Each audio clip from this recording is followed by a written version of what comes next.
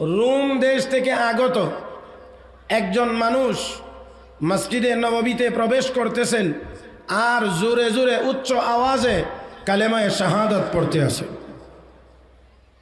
হযরত ওমর জিজ্ঞেস করলেন, কি ভাই, এইমাত্র কালেমা পড়ে মুসলমান হয়েছেন নাকি আগে থেকেই মুসলমান ছিলেন? লোকটি জবাব দিয়ে বলছেন, আমি এই মুহূর্তেই কালেমা পড়ে মুসলমান হয়েছি। কি কারণে মুসলমান হইলেন? কি কারণে মুসলমান হইলেন? কোনো কারণ জানা আছে কি? খেয়াল করে শুনবেন। লোকটি জবাব দিয়ে বলেন যে হ্যাঁ, অবশ্যই কারণ আছে। তবে কারণটি বলার আগে অতি সংক্ষিপ্ত আমার পরিচয়টা শুনে নেন। আমি একজন ইহুদি। আমি তাওরাত সহ পূর্বের যুগের সকল আসমানি কিতাবের আলেম। আপনাদের কি মনে হয় ছোট মাওলানা সাহেব? হ্যাঁ,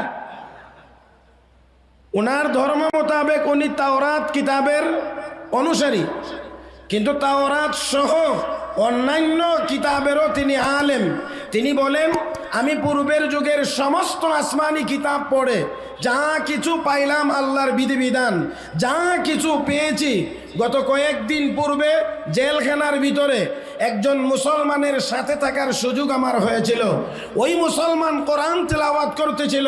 করতে করতে যখন এই আয়াতে কারিমার তেলাওয়াত করেছে, এই আয়াতের তেলাওয়াত শ্রবণ করে আমি বুঝতে পারলাম, আমি চিন্তা করে দেখলাম পূর্বের যুগের সকল আসমানি কিতাবে যা ছিল কোরআনের এই ছোট্ট আয়াতের ভিতরে সব আছে।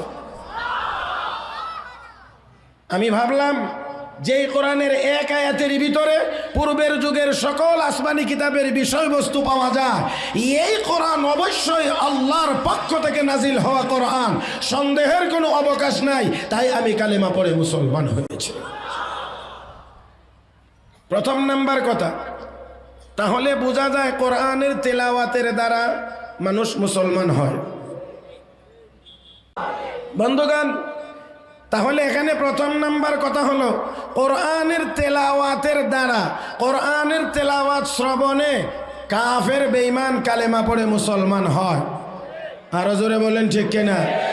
কিন্তু দুর্ভাগ্যজনকভাবে সত্য, 200 কোটি মুসলমান পৃথিবীতে থাকার পরেও আজকে মুসলমানের ঘর থেকে তেলাওয়াত বিদায় হয়ে গিয়েছে। তেলাওয়াতের জায়গাটা সম্পূর্ণরূপে গান বাজনা দখল করে নিয়েছে।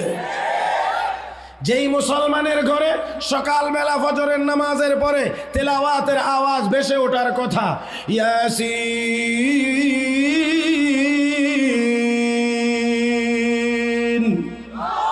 ওয়াল কুরআনিল হাকীম ইন্নাকা লামিনাল মুরসালিন। তাহলে যেই মুসলমানের ঘর থেকে সকালবেলা এই সূরা ইয়াসিনের তেলাওয়াতের আওয়াজ বের হওয়ার কথা ছিল, সেই মুসলমানের ঘর থেকে সকালবেলা এখন গানের আওয়াজ বের হয়, সারিন্দা আর নারিন্দার আওয়াজ বের হয়। আমার বন্ধুগণ, সেই জন্য আসুন বলছি, কোরআনের তেলাওয়াতের দ্বারা কাফের বেঈমান মুসলমান হয়। আল্লাহ রাব্বুল আলামিন এই জন্যে আমার আপনার নবীকে সরাসরি নির্দেশ দিয়ে বলেন, উতলু মা উহিয়া ইলাইকা মিনাল কিতাব। হে নবী, ওহীর মাধ্যমে যেই কিতাবটি আপনার উপরে নাজিল হয়, এই কিতাবটি আপনি তেলাওয়াত করেন। কি করেন? কি করেন? কি করেন? করবেন তো ইনশাআল্লাহ? শুধু তেলাওয়াত করেন। তেলাওয়াত, বিশ্ব নবী তেলাওয়াত করেছেন। তেলাওয়াতের ফজিলত 1 অক্ষরে 10 অক্ষরের সওয়াব। এই সওয়াবের কথা, এই ফজিলতের কথা আমাদের সকলেরই কম বেশি জানা আছে। কোরআনের তেলাওয়াতের আরো যেই উপকারিতা, 1 নাম্বার, এই তেলাওয়াতের দ্বারা অমুসলিম মুসলমান হয়, মুসলমানের ঈমান তাজা হয়। মুসলমানের ঈমান দুর্বল হয় না সবল হয়? আজকে সারা পৃথিবীতে আমরা মার খাই কেন? আমাদের ঈমান সবল। আরো জোরে কান। বাংলার জমিনে বিশ্ব নবীকে কটাক্ষ করার মতো সাহস করতে পারে কেন? আমাদের ঈমান বড় সবল। না হয় আমার বন্ধুরা, যেই বাংলাদেশে 94% মুসলমান, এই দেশে তো কোনো কুলাঙ্গারের সাহস হওয়ারই কথা ছিল না। এরপরেও আমরা বলতে চাই, তবে একেবারে তোমরা মনে করবে না এই বাংলার জমিন তোমাদের জন্য স্বর্গরাজ্য হয়ে গিয়েছে। এই বাংলাদেশে তাওহীদি জনতা, নবীর প্রেমিক এখনো জিন্দা আছে। কোনো নাস্তিক মুরতাদের জায়গা বাংলার জমিন হতে পারে না।